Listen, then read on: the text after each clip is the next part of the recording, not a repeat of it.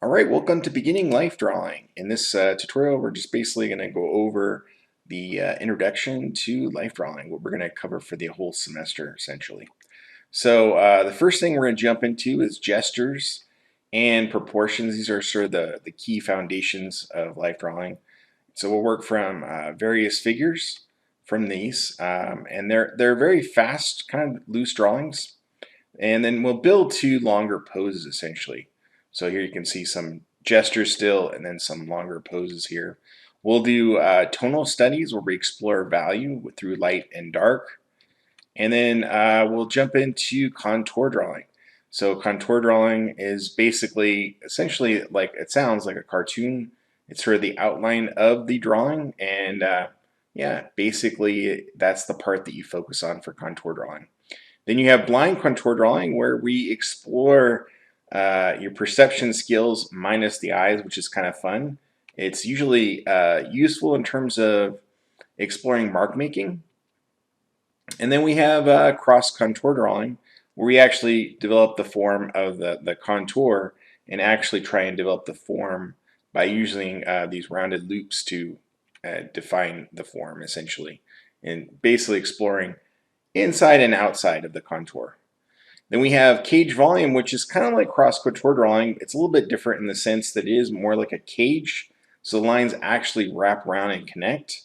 And this is done by Howard Warshaw here. We're going to talk a little about him and Rico Lebrun here and how they have taught basically my instructor cage volume, and then as an instructor myself, I have sort of passed that down along to you. I think it's a very powerful form of drawing. And then we have landmarks we're going to explore in terms of drawing, how the bones, those protrusions basically define the different forms for the figure. Of course, foreshortening we're going to explore. Foreshortening is a key topic and very useful for a lot of people. Anyone who's interested in drawing the figure, of course, has to know about Contrapposto, which basically is this asymmetrical arrangement of the human figure in which the lines of the arms and shoulders contrast with while balancing those of the hips and legs. So you can see these sort of diagonal lines that are contrasting from each other, which is where you get the contrapposto, the actual term comes from. So the hips and the line of the hips and the line of the shoulders are in opposite of each other.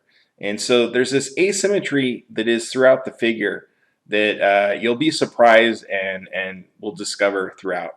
So here's an actual drawing with the Contrapposto, and here's another one. It's a little bit less dominant, but still has the hip and the shoulder line. We're of course going to do hand studies and feet studies, of course, and head studies, and figure study with a focal point. So these are longer studies, of course. These ones will be doing much longer, these figure studies with focal point. And here's another one. And here we have figure study with low contrast. So you can see here the tonal aspects of it are very subtle, and there's very low contrast between the ground and the figure. Where here we have high contrast, so we'll explore both and purposes for both. So here you have these darker, deeper shadows against the ground plane. We'll also talk about outside drawing, where you can find places to draw people. And we'll explore a little bit of idealized figure drawing. If you've never seen a comic book, comic books are typically where you see these idealized figures, but it's also in art history. There's certain aspects of art history that have idealized the figure. And Michelangelo and the Renaissance artists kind of did that a little bit. And we're going to have, we have a lot of artists that we're going to look at. So Leonardo da Vinci, Michelangelo, of course, the big ones. But we're also going to look at Rembrandt and several other artists. Some artists like Egon Schiele here, who explore line in very expressive ways, these contour lines. And so you get to see his work.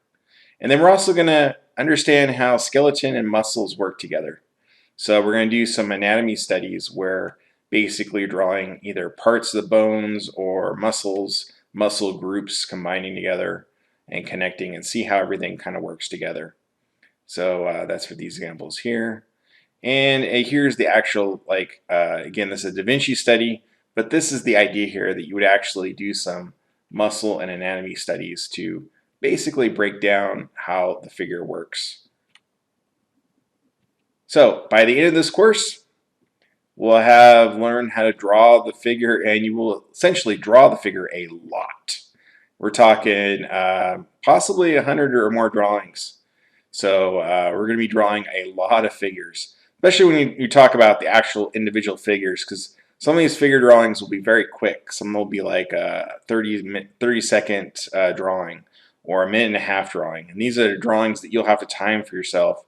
But they're pretty amazing what you'll be able to accomplish as you come along throughout the course. Of course, you'll have homework studies on the muscles and bones.